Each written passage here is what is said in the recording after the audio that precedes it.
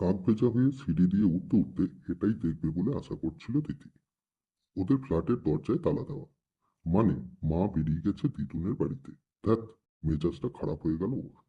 ওর আজকে কলেজে যেতে ইচ্ছেই করছিল না, কিন্তু বাবার অফিস আর দিদুনের হঠাৎ শরীর খারাপ হওয়ায় মাকেও আজকে দিদুনের বাড়ি যেতেই হতো। তাই ঠিক হয়েছিল তিথিকে রেডি করে কলেজে পাঠিয়ে মা ফ্ল্যাটে তালা দিয়ে বেরিয়ে যাবে দিদুনের বাড়ি। কলেজের পরই ওর প্রাইভেটও আছে, তাই কলেজ থেকে বেরিয়ে ডাইরেক্ট পড়তে চলে যাবে ও। আর চাইলে স্কুল ছুটির পর কোনো রেস্টুরেন্টে কিছু খেয়ে নিতে পারে তিথি। সেই মতো টাকা পয়সা দিয়ে ব্যাগ গুছিয়েই মা পাঠিয়েছিল ওকে কলেজে। কিন্তু কলেজে পৌঁছানোর আগেই এলো ঝেঁপে বৃষ্টি। একটা দোকানে শেডে দাঁড়িয়ে বৃষ্টিতে পুরো ভিজে গিয়েছিল ও। তিথি এমনিতে খুবই সেনসিটিভ, অল্পতেই ঠান্ডা কাশি জ্বর হয়ে যায় ওর। তাই সে কলেজে না গিয়ে ফিরে এসেছিল বাড়িতে। মানে ক্ষীণ আশা ছিল হয়তো মা এখনো বেরিয়ে যাবে না, কিন্তু মা যে বেরিয়ে গেছে সেটা তো এখন দেখতে পাচ্ছি। করিডোরে দাঁড়িয়ে তিথি ভাবছে এখন সে কি করবে। কলেজে ফিরে যাবে? কলেজে গিয়ে যদি মিসকে আসল কারণ বলে, দেরি হওয়ার নিশ্চয়ই ওকে অ্যালাউ করবে কলেজে। চাইলে মাকে ফোন করে সত্যিটাও যাচাই করে নিতে পারে। কিন্তু এরকম ভিজে জামা কাপড়ে এভাবে দাঁড়িয়ে থাকলে নিউমোনিয়া অবধারিত। এই ভেবেই সিঁড়ির দিকে পা বাড়াতে যাচ্ছিল তিথি। তখনই পেছন থেকে একজন ডাক দিল। কি ব্যাপার, তুমি কলেজে যাওনি খুকি? পেছনে ঘুরে তাকালো তিথি। পাশের ফ্ল্যাটের নতুন আঙ্কেল বলছে কথাটা। তিথি দেখলো ভদ্রলোক কিছুটা অবাক হয়েছে। স্বাভাবিকভাবেই এভাবে ওকে আশা করেননি উনি। এগিয়ে এসে জিজ্ঞাসা করলেন। কি ব্যাপার, তুমি এখানে কলেজে যাওনি? ভদ্রলোকের সাথে ওর তেমন পরিচয় নেই। এমনিতেই নতুন এসেছেন ভদ্রলোক, তার উপরে স্কুল আর টিউশনের চাপে ওরই বা সময় কোথায়। যতবার দেখেছে উনি বেশ হাসি মুখে কথা বলেছে, খোঁজ নিয়েছে। তিথি এটাও লক্ষ্য করেছে বাপির সাথে ভদ্রলোকের বেশ খাতির। মাঝে মাঝে যে উনি চা খেতে আসেন, এই ব্যাপারটাও শুনেছে মা ও বাপির মুখে। সুতরাং লোকটাকে খারাপ মনে হয়নি ওর। তিথি বলল। কলেজে তো গিয়েছিলাম, কিন্তু মাঝে যা বৃষ্টি এলো আমি পুরো ভিজে গেলাম, তাই কলেজে না গিয়ে বাড়ি চলে এসেছি। ভদ্রলোক বললেন। হ্যাঁ, যা বৃষ্টি হলো একটু আগে, বাপরে। কিন্তু তোমার মা তো বেরিয়ে গেল সম্ভবত, কখন আসবেন উনি? মা তো গেছে দিদুনের বাড়ি। দিদুনের শরীর খারাপ, ডাক্তার দেখিয়ে মা আসবে সেই সন্ধ্যের পর। আমাকে তো তাই বলেছিল স্কুল থেকে সোজা পড়তে চলে যেতে। কথাগুলো এক নিঃশ্বাসে বলল তিথি। কাউকে সমস্যার কথাগুলো বলতে পারলে ভীষণ হালকা লাগে নিজেকে। যাই হোক, আগের মতো কনফিউজ লাগছে না ওর। তাহলে তুমি কি করবে এখন? কলেজে চলে যাবে? তাহলে চলো পৌঁছে দিয়ে আসি তোমায়। তারপর ভেবে বললেন। নাকি আমার ঘরে গিয়ে বসবে সন্ধে পর্যন্ত? কলেজের তো অনেকটা দেরি হয়ে গেছে। তবে পড়ার চাপ না থাকলে আমি সাজেস্ট করব তুমি আমার ফ্ল্যাটে থাকো এখন। গল্প করো, এক কাপ গরম কফি খাও, গান শোনো। সন্ধ্যের পরেই তো তোমার মা চলে আসবে। এইসব করতে করতে দিব্যি সময় কেটে যাবে তোমার। এমনি তো সব জামা কাপড় ভিজে গেছে তোমার। ভেবে দেখো কি করবে। ভদ্রলোকের গলায় বেশ মায়া ভরা একটা টান ছিল। তিথির খুব ভালো লাগলো। এমনিতেই পড়াশোনা করতে খুব একটা ভালোবাসে না ও। তাছাড়া এরকম ভেজা কাপড়ে কলেজে গিয়ে শরীর খারাপ বানাতে চায় না। তাই সে একটু সংকোচেই বলল। তাহলে বরং আপনার ঘরে গিয়েই বস। "কোন?" হাসলেন ভদ্রলোক। বললেন। এসো, তোমার সাথে আলাপ হয়নি খুব ভালো করে, আর জমিয়ে গল্প করা যাবে। পায়ে পায়ে ভদ্রলোকের পেছন পেছন ঢুকলো তিথি। ওনার ফ্ল্যাটটাও ওদের মতোই। মাঝে একটা বড় সোফা সেট আর টি টেবিল। এর চারপাশে আলমারি ভর্তি মোটা মোটা বই। এদিকে বেডরুম আর বাথরুম আর কিচেন। বেশ শৌখিন ভদ্রলোক, তবে একটু অগোছালো। ঢুকেই ভদ্রলোক বললেন। ব্যাগটা সোফায় রাখো আগে।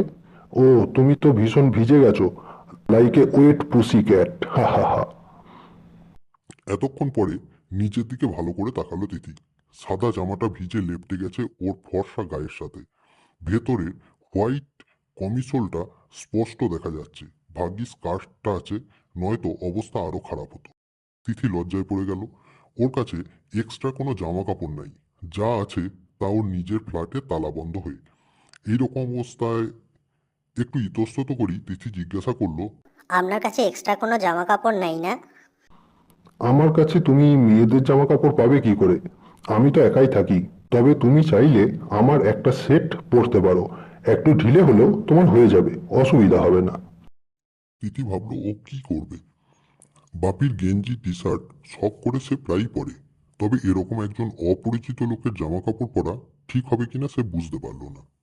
ভদ্রলোক নিজে এবার বললেন, অত ভাবার দরকার নেই, তুমি এক কাজ করো, বাথরুমে গিয়ে স্নান করে এসো। আমার একটা টি শার্ট ট্রাউজার দিচ্ছি, পরে নাও। আর তোমার ভেজা জামা কাপড়গুলো মেলে দাও বারান্দায়, ওগুলো পরে থাকলে শরীর খারাপ করবে। তিথি ভাবল এটাই ঠিক হবে।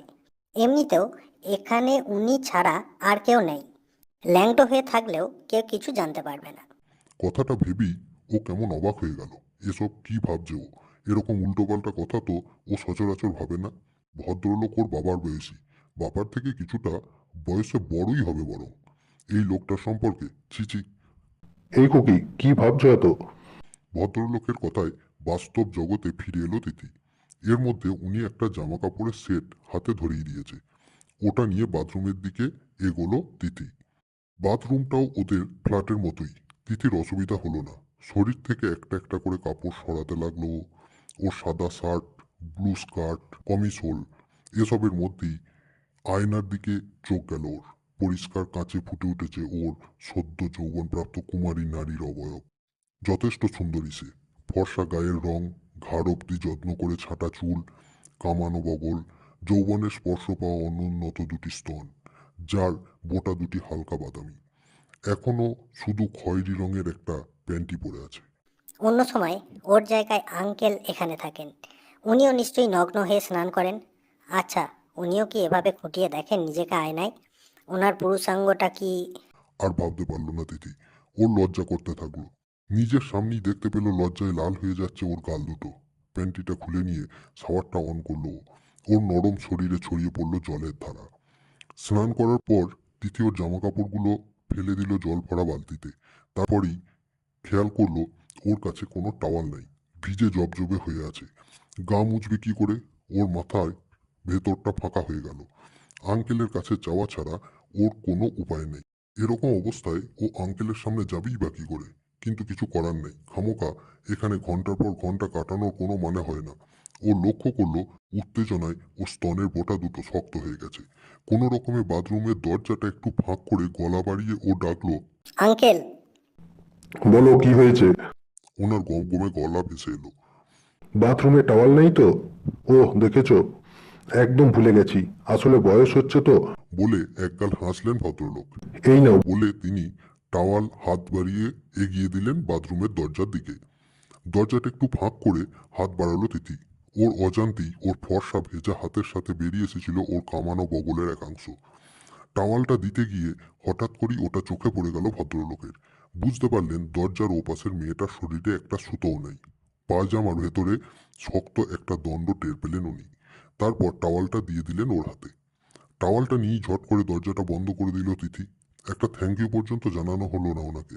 থাক, পরে বলে দেবে। এখনো অনেকক্ষণ থাকতে হবে ওকে এখানে। ভালো করে গা হাত পা মুছে টাওয়ালটা জড়িয়ে নিল মাথায়। তারপর ভদ্রলোকের দেওয়া জামা কাপড়গুলো হাতে নিল ও। একটা টি শার্ট আর ট্রাউজার দিয়েছেন উনি, কিন্তু ভেতরে পরার মতো কিছু নেই।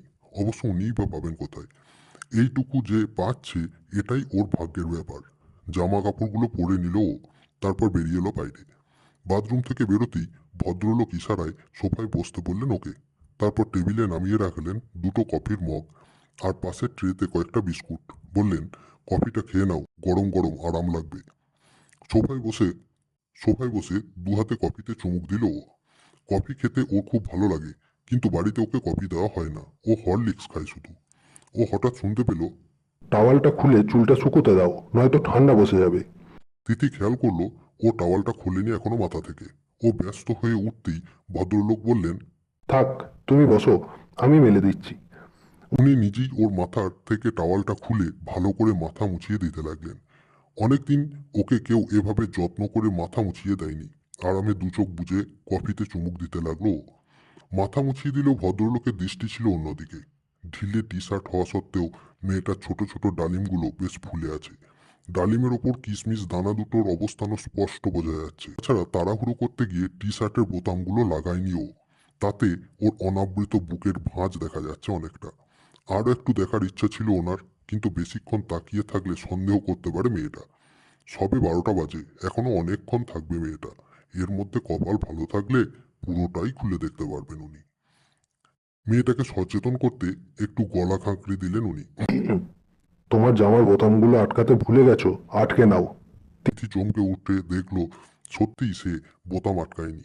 জামাটা ঢিলে হওয়ায় অনেকটা নেমে গেছে বোতামের ঘরগুলো। তাতে ওর বুকের অনেকটা অনাবৃত রয়ে গেছে।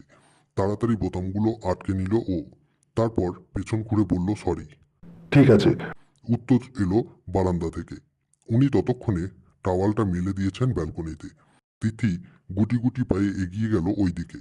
তিথি দেখলো ব্যালকনির দড়িতে ওর সব জামা কাপড়গুলোই মেলে দেওয়া হয়েছে, এমনকি ওর প্যান্টিটাও ঝুলছে দড়িতে। ও লজ্জা পেল কিছুটা। ভদ্রলোক লক্ষ্য করলেন সেটা।